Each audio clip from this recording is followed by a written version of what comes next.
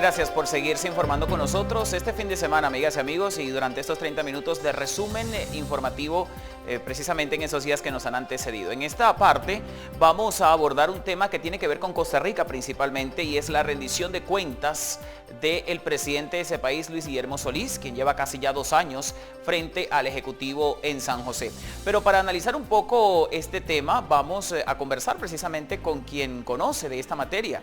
Es el señor Gustavo Araya, quien además, bueno, es conocedor desde la perspectiva de maestrías y tiene que ver mucho con el desempeño en las redes también. Constantemente hace análisis de lo que está ocurriendo y lo que dicen los ministros del Ejecutivo costarricense, así como otros aspectos. Vamos a analizar políticamente estas palabras de Luis Guillermo Solís con usted, señor Araya. Bienvenido, gracias por acompañarnos. Muchas gracias, un placer estar con ustedes, Luis. Encantado de recibirle una vez más. Bueno, vemos casi 2 años de liderazgo del Ejecutivo costarricense, o por lo menos del presidente Luis Guillermo Solís, frente a la Casa Presidencial en Zapote, como se le conoce en San José.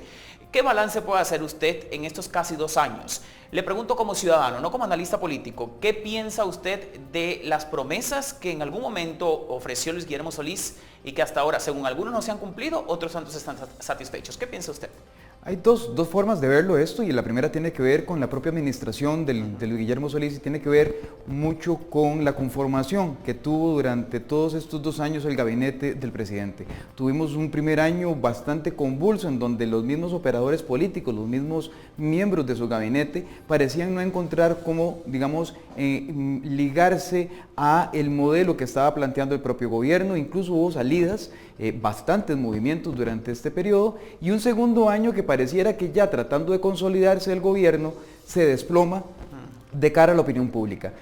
Lo que tiene, como bien usted lo señala, hoy la ciudadanía es un ambiente en donde pareciera que en el primer año no se sabía qué hacer y en un segundo año no se tiene un norte claro hacia dónde se dirige el país. Eso le iba a preguntar. Hay quienes dicen que, por ejemplo, cuando uno sale a las calles de San José, Costa Rica, y dicen el presidente no estaba preparado para ganar. Se lanzó a la justa, digamos, electoral, a la contienda, pero no estaba preparado para ganar. No tenía un equipo previo a, digamos, a poder eventualmente ser el ganador, y lo fue conformando luego que llegó a la Casa Presidencial, y por eso han habido estas desavenencias que algunos critican inclusive o califican como improvisaciones. ¿Usted qué piensa? Sí, sin duda alguna esto tiene también dos partes que hay que analizar en esto, sin duda alguna. La primera de ellas tiene que ver con las propias condiciones en las que asume el poder el presidente de la República y todo su equipo de gobierno. Costa Rica pasa por una especie de redefinición de su modelo político, de su modelo económico, y en esta redefinición pareciera que el gobierno no ha encontrado claramente dónde ubicarse. Y en el segundo ámbito, lo que tiene que ver propiamente con el gobierno de la República, es absolutamente cierto que incluso el presidente tuvo que hacer nombramiento en 3 tiempos, prácticamente hacer 3 capítulos, por así decirlo, de nombramientos de sus ministros y ministras, de sus viceministros. Casos curiosos en donde incluso se había nombrado primero el viceministro que el ministro del ramo, y lo cual hacía ver entonces que no necesariamente eran nombramientos con respecto a una política específica, sino más bien que habían nombramientos que se hacían prácticamente sobre la marcha. Este desencaje que obtiene el gobierno durante toda su administración, y prácticamente ha sido su sello particular, le hace ver precisamente como personas bien intencionadas, pero que efectivamente llegaron al gobierno sin saber cómo hacerlo. Esta es la opinión de Gustavo Araya, con quien estamos conversando y compartiendo estudio precisamente en Es Noticias Centroamérica, pero también tenemos otras opiniones que hemos recopilado previamente de otros analistas políticos que han dado su opinión con respecto a este balance de gestión de casi 2 años de la administración Solís Rivera. Vamos a colocarlos para ustedes, para nuestros televidentes, y luego seguimos conversando con el señor Araya.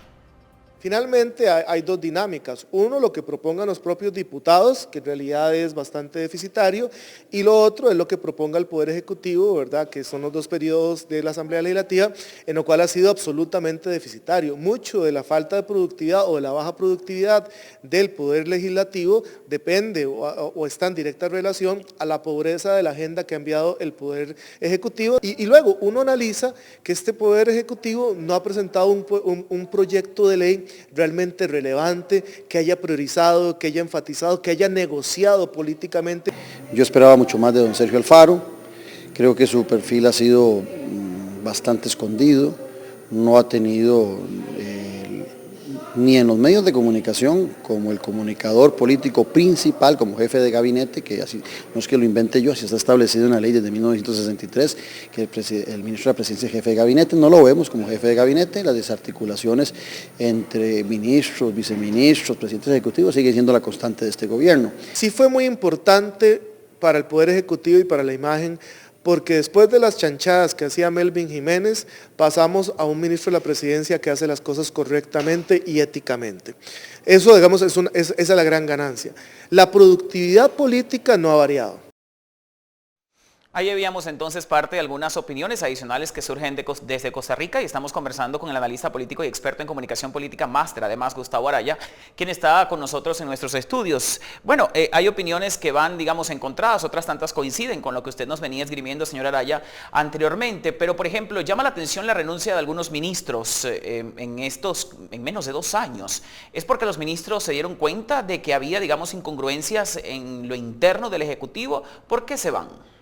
Las razones son muy variadas en esto, Luis, y básicamente tiene que ver precisamente con esa amalgama, con esa configuración, con ese ordenamiento que el propio presidente de la República y su entonces ministro de la Presidencia, don Melvin Jiménez, hicieron en un primer momento. Las razones van desde las razones personales, como en el caso de la ministra de Salud, a razones de inoperancia, de incompetencia, como en el caso de la ministra de Cultura. Entonces, las razones son diversas, no podemos establecer, digamos, como un solo parámetro, pero sí tienen en el plano de lo común, claro, que efectivamente no fueron amalgamadas en torno a un proyecto político. Entonces uno busca a las personas que son adecuadas para realizar objetivos y no a la inversa. Cuando esto no se da, efectivamente vienen las fracturas. Aquí ha pasado de todo, inclusive el presidente ha ido a la casa de los 3 que le han antecedido en el Ejecutivo, es decir, Abel Pacheco, Óscar Arias y Laura Chinchilla, en ese orden, ¿no? Y bueno, a pedir sugerencias, orientaciones con respecto al tema fiscal, porque aunque no se nombró por Luis Guillermo Solís en la campaña, hoy es un dolor de cabeza para el Ejecutivo y para la Hacienda costarricense. Y dice el presidente que en ese 2016 hay que aprobar como sea esa reforma fiscal porque se necesitan más impuestos para subsanar el déficit, el hueco fiscal del que sufre Costa Rica. Y bueno, habla también como un logro el tema de la conquista o por lo menos la categorización que dio la Haya mediante su sentencia de que el territorio en disputa con Nicaragua es de Costa Rica. ¿Esos son logros realmente del presidente Solís o se venían canalizando con anterioridad y le corresponde a él celebrar la justa? Yo no diría que puedan ser, vamos a ver, ni son de él ni no son de él. Es un tema de que efectivamente, como usted bien lo señala, número uno, el país tiene probablemente el principal reto en ese momento del gobierno de la República sea el plan fiscal.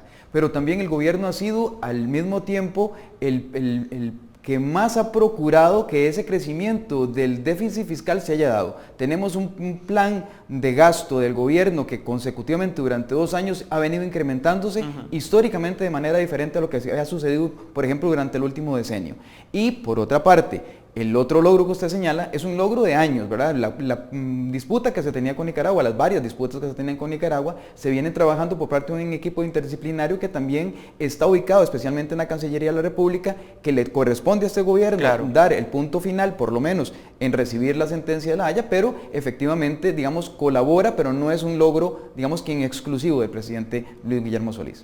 Señor Gustavo Araya, muchas gracias por su tiempo, que el tiempo se va volando, pero sus palabras son muy sabias y además tienen mucha sustancia que agregar en esa entrevista. Gracias por estar con nosotros. Un placer. Feliz fin de semana. Despedimos desde nuestros estudios al experto en comunicación política y máster Gustavo Araya desde Costa Rica. Nos acompañaba y nosotros, bueno, queríamos hacer ese análisis de la presentación de la memoria y cuenta de casi 2 años de Luis Guillermo Solís frente al Ejecutivo costarricense. Tenemos que despedir estos 30 minutos de resumen en Es Noticias Centroamérica. A ustedes muchas gracias por acompañarnos. Les habló Luis Miguel Menín y despido el programa en nombre de todo el equipo, pero los dejamos con imágenes del hermoso sitio arqueológico de Copán, ubicado en la parte occidental de Honduras y que destaca además por su bella arquitectura maya y que muchos expertos reconocen inclusive como una obra hecha por un Leonardo da Vinci y que además presente y siempre consecuente y forma parte de la cultura en Mesoamérica. Feliz fin de semana, a ustedes muchas gracias, los dejamos con esas imágenes, hasta entonces.